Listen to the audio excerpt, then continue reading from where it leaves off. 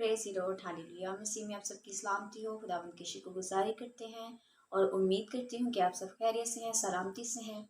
और ये नया साल हमारी ज़िंदगी के लिए बाबरकत है। खुदा के कलाम के वसीला से, खुदा की मीठी शीरी आवाज़ के वसीला से, जो मेरी और आपकी रूहानी खुराक है, कि जो हम इस खुराक को जब अपनी ज़िंदगी में लेते हैं तो हमारी ज़िंदगियाँ इससे तब्दील होती हैं, हम बरकत पाते हैं और हमारी ज़िंदगी में बहुत से मुजज़ात खुदावंद करता है, इसलिए कि खुदा का कलाम हमारी ज़िंदगी के लिए बाबरकत है।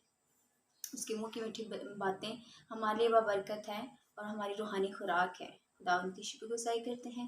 मैं खुदावंद के ज़िंदा पाक कलाम में से आज मैं तलावत करूँगी ज़बूर 41 की। इससे पहले कि खुदावंद का कलाम आप तक पहुँचे, मेरी रिक्वेस्ट है आपसे कि आप हमारे channel pastor Kashif Gill John का मिनिस्ट्री को ज़्यादा से ज़्यादा सब्सक्राइब करें, लाइक करें और शेयर करें, ताकि खुदावंद का ज़िंदा पाक कलाम आज ये साल जब इस साल में खुदावंद जब इस कलाम को आप तक पहुँचाए और बाकी ज़िंदगियाँ जो हमारी इस कलाम में हमारी मिनिस्ट्री में शामिल हो रही हैं, खुदावंद इस कलाम की वजह से बहुत आपको बरकत दे।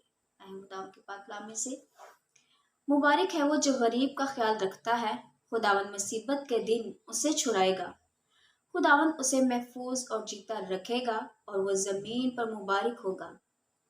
तो उसे उसके दुश्मनों की मर्जी पर ना छोड़, खुदावंद उसे बीमारी के बिस्तर पर संभाल लेगा। तो उसकी बीमारी में उसके पूरे बिस्तर को ठीक करता है। मैंने कहा, ऐ खुदावंद मुझ पर रहम कर, मेरी जान को शिफा दे, क्योंकि मैं तेरा गुनहगार हूँ।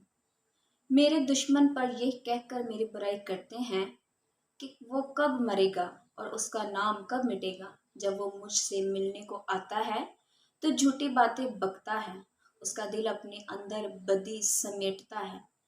वो बाहर जाकर उसी का जिक्र करता है। मुझसे अदावत रखने वाले सब मिलकर मेरी गैबत करते हैं।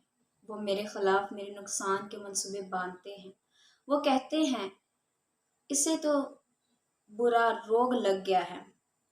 अब जो वो बड़ा है तो फिर उठने का नहीं, बल्कि मेरे दिली दोस्त ने जिस पर मुझे भरोसा था और जो मेरी रोटी खाता था, मुझ पर लात उठाई है।